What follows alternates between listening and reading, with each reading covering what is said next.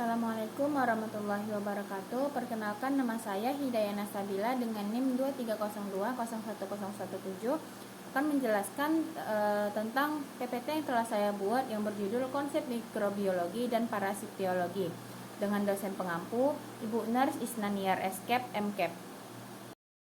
Mikrobiologi adalah studi tentang mikroorganisme yang merupakan organisme yang paling kecil yang sulit dilihat oleh mata telanjang manusia. Mikroorganisme termasuk bakteri archaea, jamur, protozoa, dan virus. Mikroorganisme digunakan untuk membuat antibiotik, vaksin, dan enzim. Mereka juga digunakan untuk memfermentasi makanan, minuman, pengolahan limbah, dan yang bioremediasi lainnya. Kemudian apa sih topik penting yang ada dalam mikrobiologi?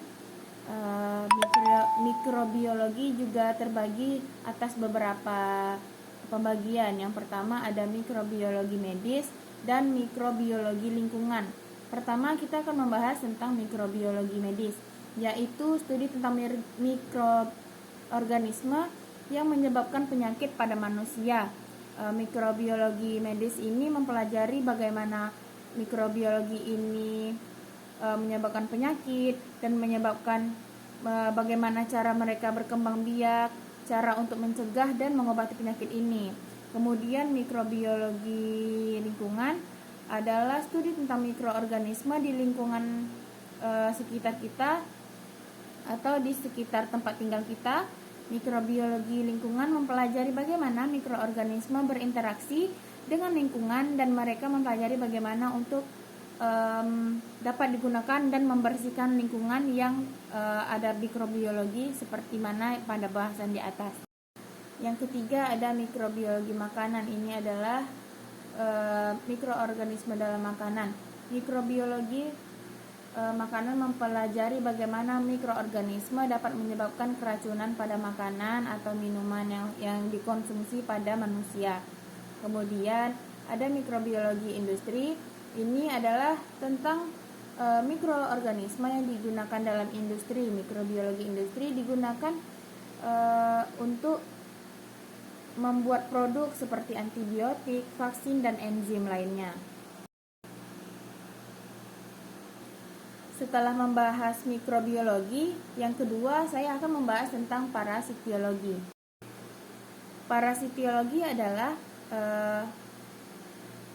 organisme yang hidup dari organisme lainnya yang disebut seperti inang atau benalu.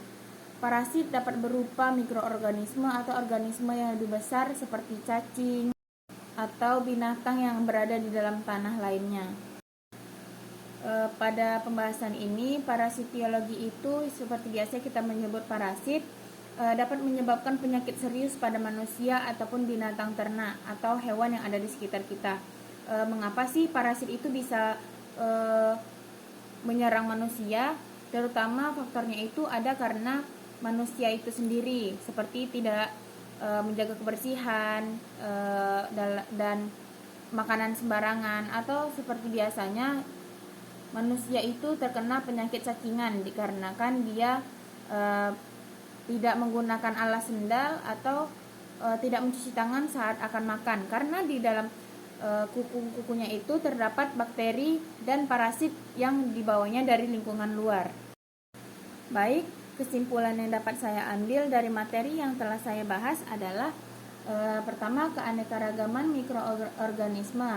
Mikroorganisme memiliki keanekaragaman yang sangat baik, tinggi dalam membentuk struktur. Merupakan metabolisme keanekaragaman ini memungkinkan mereka untuk hidup di berbagai habitat dan memiliki berbagai peran dalam ekosistem.